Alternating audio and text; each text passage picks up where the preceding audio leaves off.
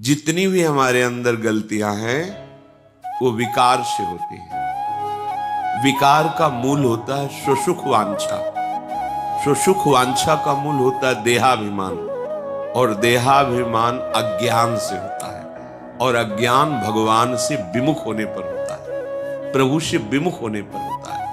ये सारा का सारा जो माया का तंत्र है ये केवल भगवत विमुख होने से हुआ है। हमें प्रत्यक्ष देखते हैं,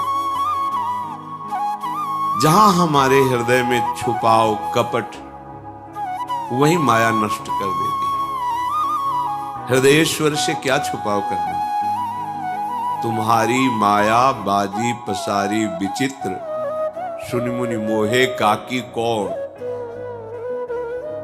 कहे श्री हरिदास तुम हारे हम जीते तौ न तोड़।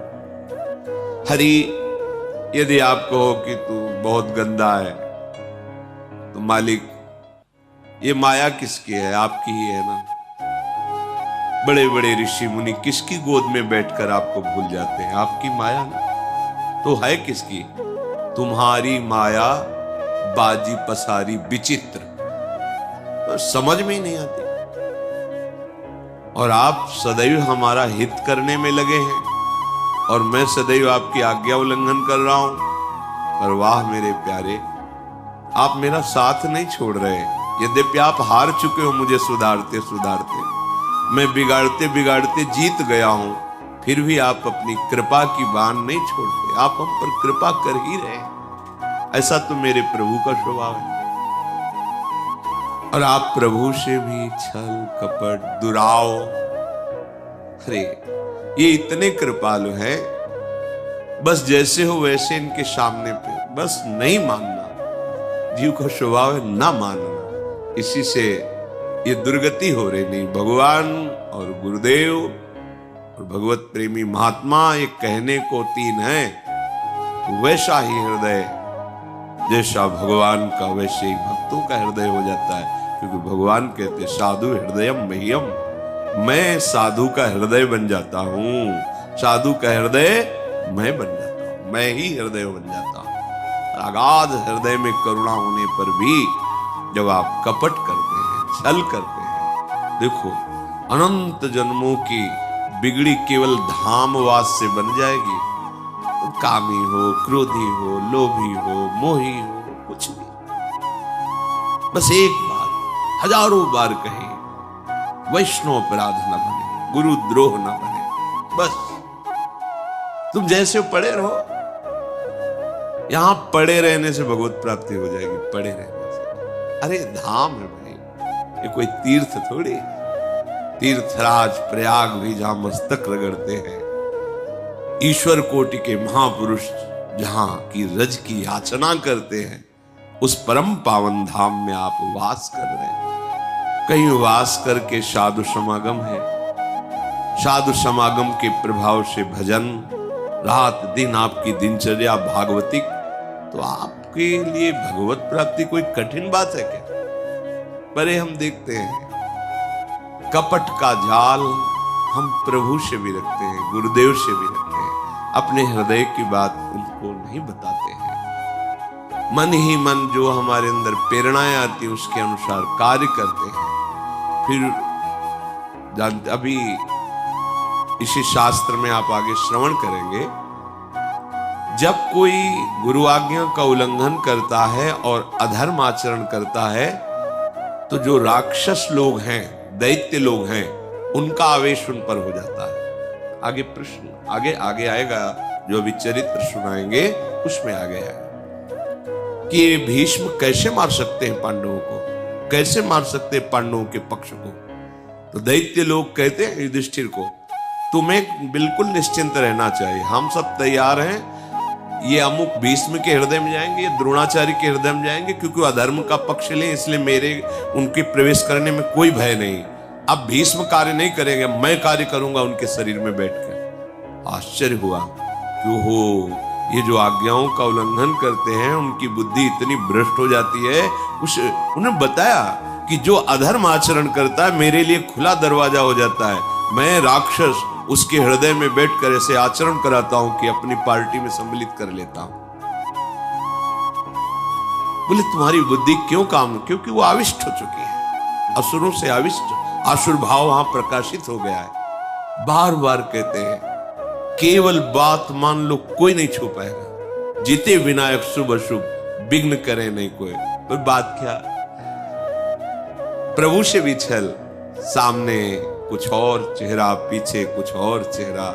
बड़ा आश्चर्य है भगवती माया के इस महाबल का कि वो सर्वांतर्यामी प्रभु से भी कपट कर रहा है।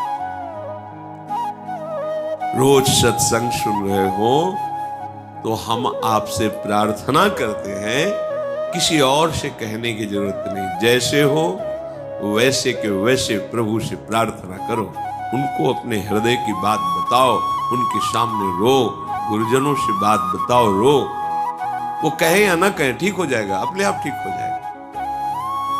इनके दरबार की ऐसी महिमा ही है कि वो कहे जाओ ठीक हो जाएगा, ये कहने की जरूरत नहीं, अपने आप ठीक हो जाएगा। पर हम कपट करके उनके पूछने पर भी, उनकी आज्ञा पर भी अपने मन को उत्साहित करके परमार्थ भ्रष्ट आचरणों को करते हैं तो आसुर भाव प्रकट हो जाता है, कुछ समझ में ही नहीं आता।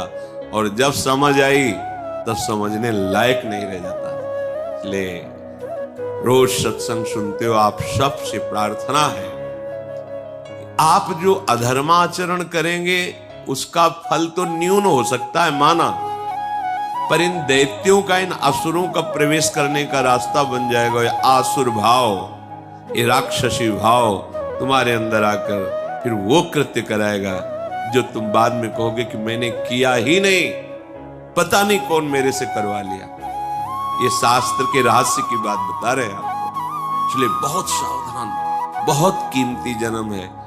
सत्संग में बार बार कहते हैं सावधान हुए तो धाम भी छूट जाएगा, श्री जी के चरणारविंद का आश्रय छूट जाएगा, जीवन निरर्थक हो जाएगा। नहीं मान, अहंकार इतना बैठा हुआ है कि बस वासना के प्रवाह की तरफ ही बहाए लिए जा रहा है।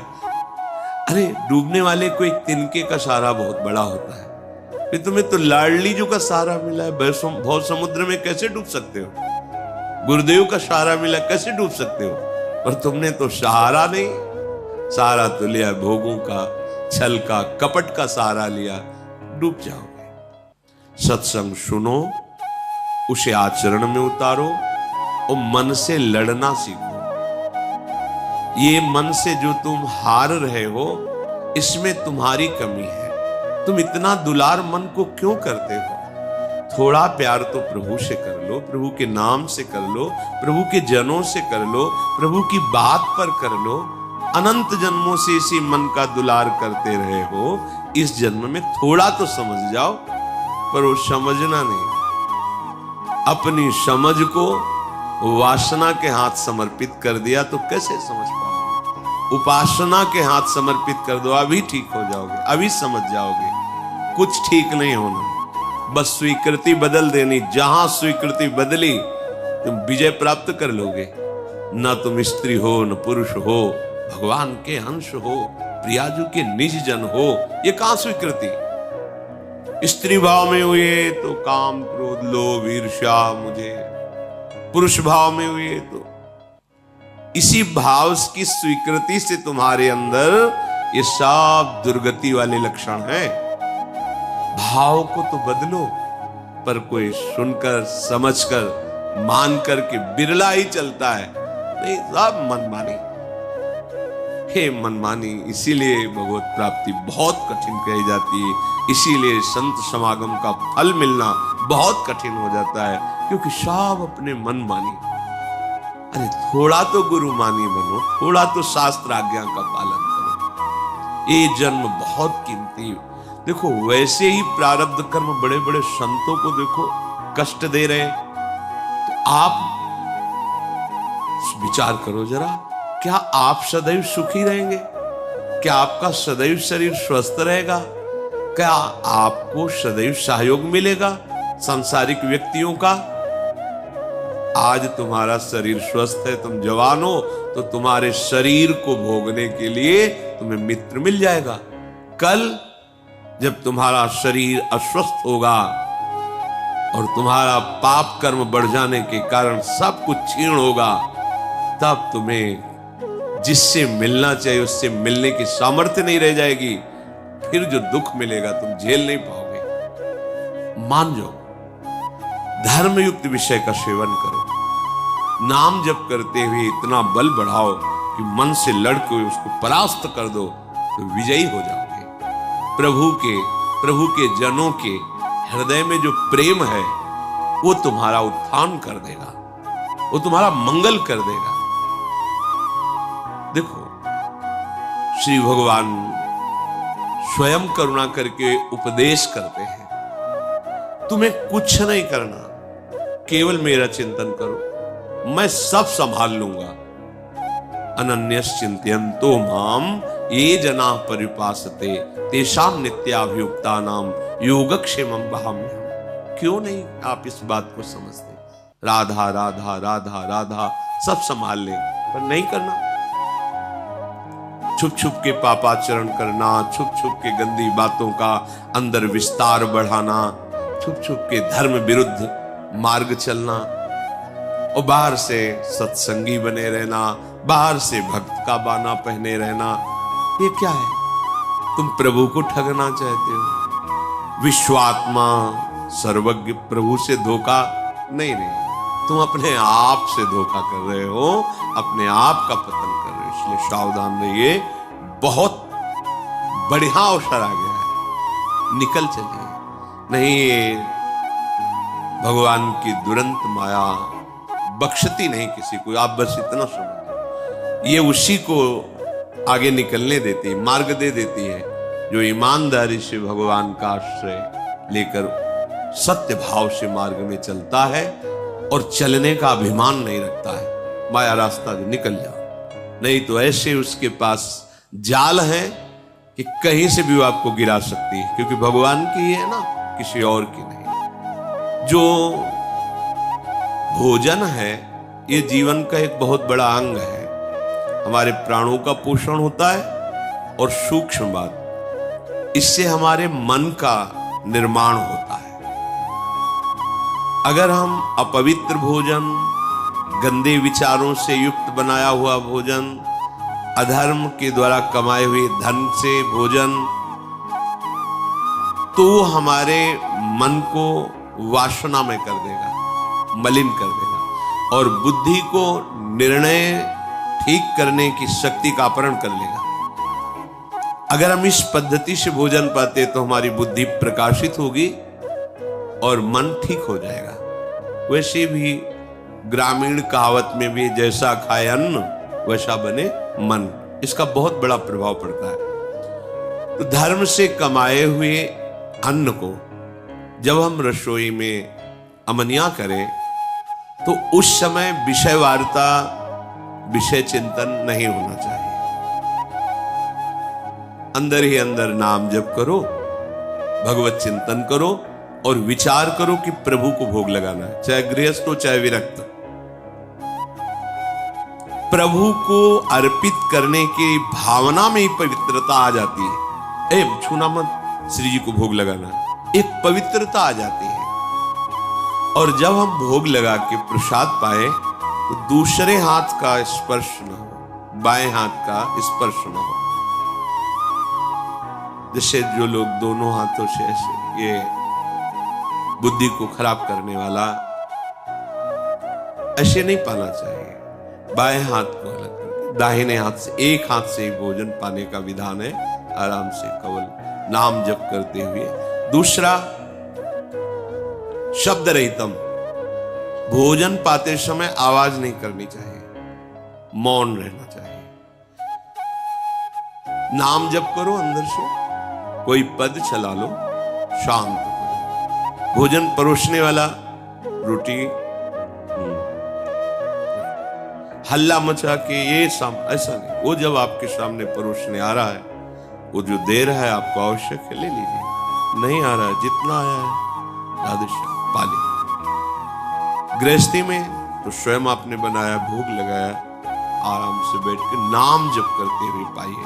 एक हाथ से पाए, दाहिने हाथ का ही प्रयोग होना चाहिए। दोनों हाथ स्पर्श होने से फिर वो अपनी बुद्धि को मलिन कर देगा, ऐसा शास्त्रीय सिद्धांत है।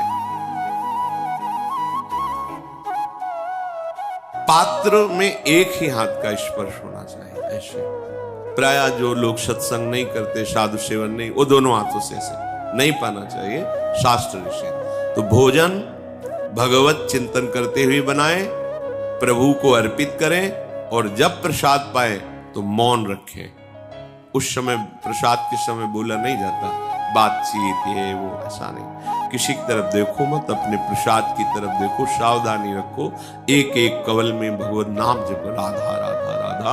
उससे क्या होगा, आगे कह रहे हैं, क्षमस तारणाय वही, अपने को तारने की और दूसरे को भी तारने की बुद्धि उसके अंदर प्रकट हो जाती है।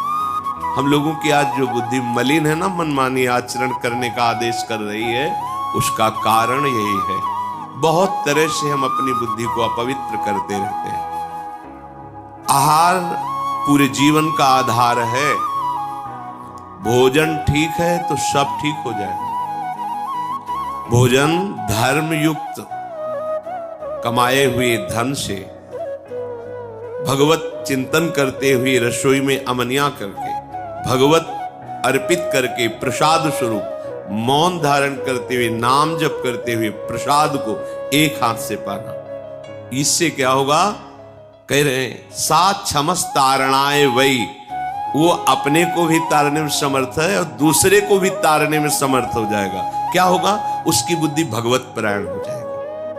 और इसके विपरीत जूता पहने हैं। अब जैसे आप समय देखो कलयुग का, आप जैसे भोजनालय में कहीं, जिन्हें होटल आदि कहते हैं, वहां पाने गए, आप जूता थोड़ी उतारते हैं, हाथ थोड़ी धोते हैं, कुल्ला थोड़ी करते हैं। पशुवत आचरण, ऐसे जूता पहने हुए, ऐसे क्या कैसा बना हुआ है, कोई निर्णय नहीं। तो बुद्धि कहां जा रही है, देखो ना, केवल धर्माचरण की तरफ बुद्धि जा रही। शास्त्र युक्त इंद्रियां शांत, भगवत चिंतन परायण, धर्म युक्त चेष्टाएं, ये सब केवल कहने में रह जाती, जीवन में आचरण में नहीं आ पाती, क्योंकि आहार विहार ही ठीक नहीं है। यही मूल है। बड़े बड़ी पवित्र बुद्धियों को भी आहार दूषित जाने पर भ्रष्ट आचरण हो गया। आहार बहुत बड़ा बल रखता है।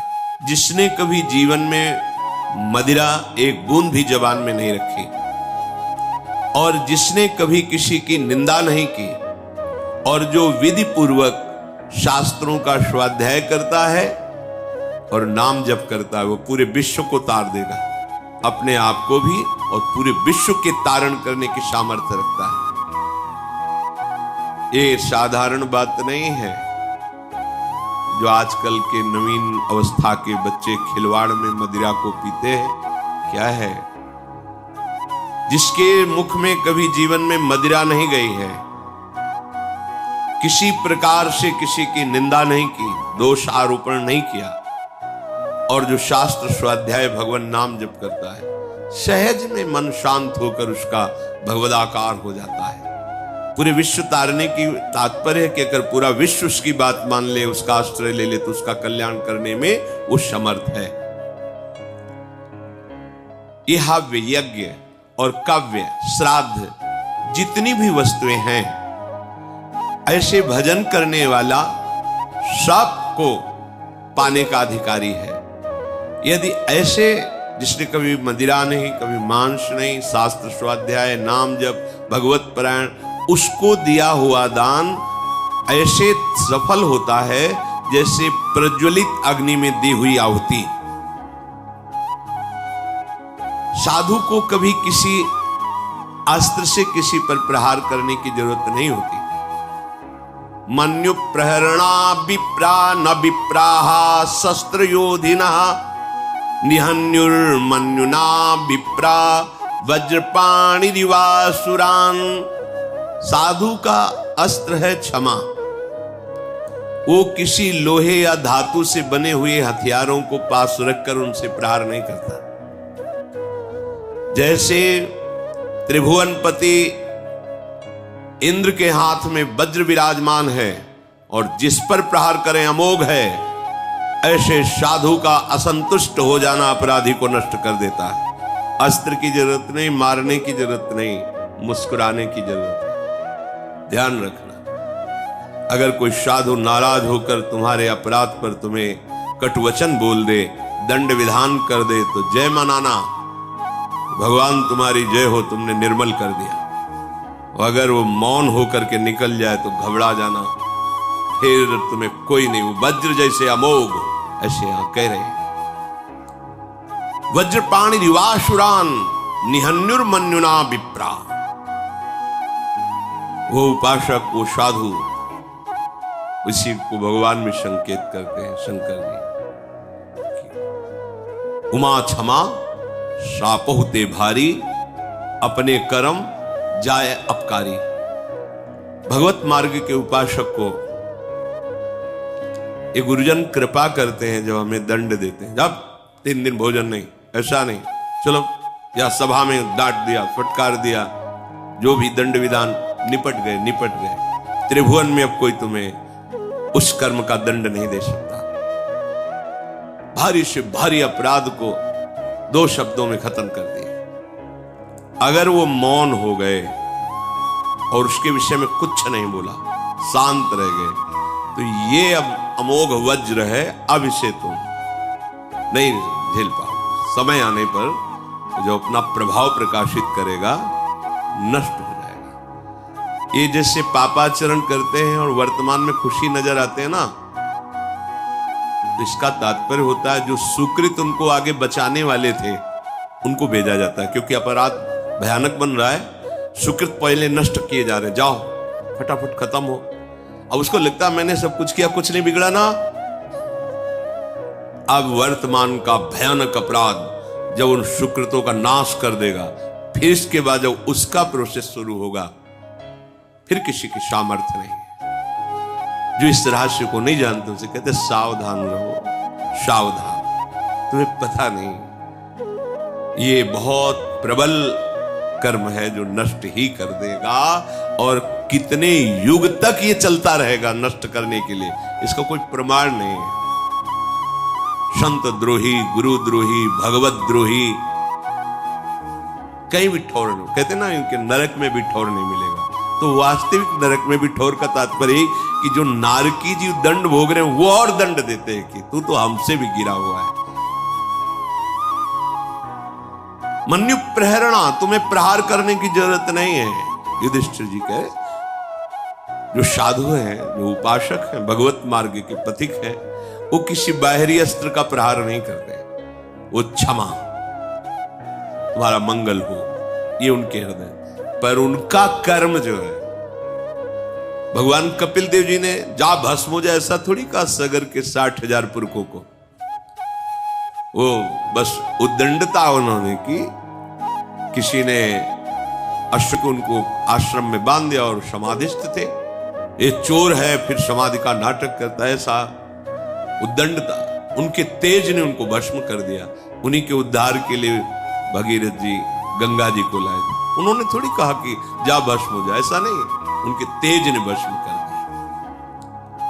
कभी भी किसी उपासक को, साधु को, भगवत मार्ग के पथिक को जैसे कोई अवहेलना, अनादर, कपट, छल, अपराध करता है, भयंकर पीड़ा पहुंचाता है हृदय की या शरीर की, शांत रहो। राधा राधा राधा। स्वामिनी जी जैसा विधान करे, हमें ये मानना है कि हमारा कोई पवित्र विधान किया जा रहा है, मंगल, हमें चुपचाप सह जाना है। ये तुम्हारा सह जाना वज्रपाणि रिवासुरान, जैसे देवराज इंद्र के द्वारा चलाया हुआ वज्र अमोघ है, जिस पर गिरेगा, पहाड़ पे गिरे तो धूल बना के फेंक दे, वज्र का ऐसा प्रभाव है। ऐसे ही वो तुम्हारा क्षमा, तुम्हारा मंगल साप होते भारी। हम ये अंदर से चाहें भी ना कि उसको कष्ट मिले। मंगल, भगवान तुम्हारा मंगल करे, श्री जी मंगल करे, बस तुम्हारे हृदय में ये होना चाहिए। साधु का अस्त्र शस्त्र उसका क्षमा है।